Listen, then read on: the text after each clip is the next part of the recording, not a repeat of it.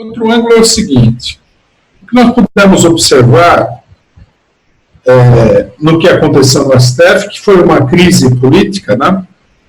Não no sentido de que o Lula esteve para ser libertado, mas no sentido de que o próprio STF ficou numa situação muito delicada.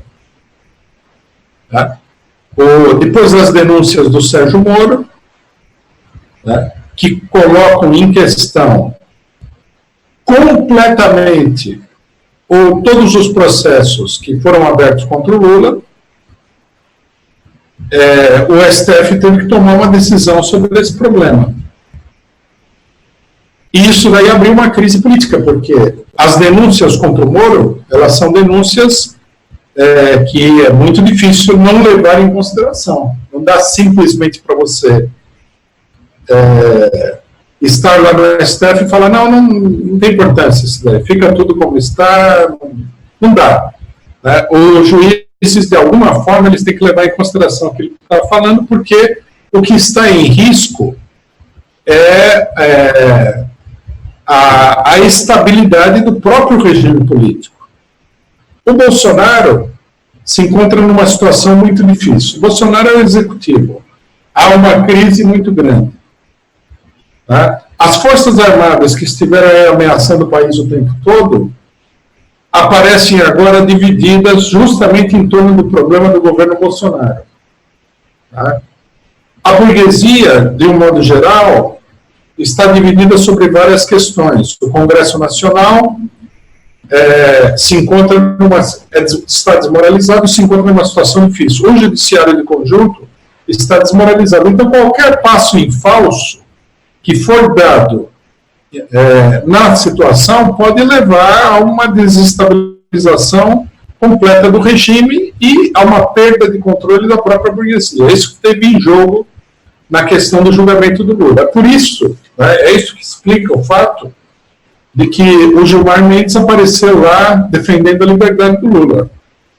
Porque se não aparece ninguém no STF que diga que o Lula deve ser libertado e tudo mais, já o STF aparece como uma Câmara de Execução Penal, como cupincha do Sérgio Moro, como cupincha da fraude e tudo mais. Mas, ao mesmo tempo, o STF não pode dar razão aos advogados do Lula, porque significa desmontar todo o processo político que vem desde 2016. Então, nós atravessamos uma crise, os juízes do STF manobraram e jogaram o problema para frente, para agosto. Né? O que significa que novas manobras vão ter que ser feitas. De um ponto de vista geral, nós podemos afirmar sem muita dificuldade que o que nós vimos representou um aprofundamento, ainda que não fosse um aprofundamento decisivo, da crise do regime político. Né? Isso daí é bem significativo, foi bem marcante no episódio que nós vimos. Né? A crise com o Sérgio Moro está continuando, né? Evidentemente que vai se aprofundar isso daí e a burguesia vai ter que trabalhar muito cuidadosamente para evitar as consequências naturais do que está acontecendo.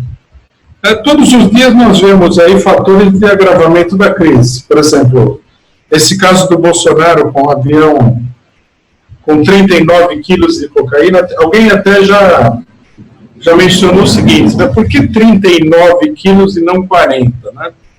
Eu vi essa matéria, me chamou a atenção pela fineza do raciocínio, achei o raciocínio até fino. A pessoa falou, porque 1 quilo foi o pagamento da propina para poder os 39 quilos entrarem no avião. Chegou lá, alguém descobriu que o cidadão estava com 40 quilos de cocaína, aí deu 1 quilo para silenciar alguém lá. Pareceu um raciocínio até fino em relação ao avião de cocaína. Quer dizer, um avião presidencial que transporta cocaína é uma coisa que realmente aumenta a crise. Né? Nós vimos também essa semana que continua o isolamento do Bolsonaro, porque ele é o preposto do Trump na América do Sul, né? Ele é o governador-geral da América do Sul, porque o Brasil é o maior país da América do Sul, ele está lá fiscalizando a eleição argentina, o que está acontecendo em todo lugar, em nome do governo norte-americano. É uma barbaridade total. E a reunião do G20 tem mostrado o isolamento dele, porque os próprios governantes dos principais países do G20 estão às voltas com seus próprios Bolsonaros nos diversos países, né? Na última eleição parlamentar, para o Parlamento Europeu, o grande destaque foi a vitória da extrema-direita, principalmente na Itália, com Salvini, né? Que foi um soco no estômago da direita conservadora e da social-democracia europeia.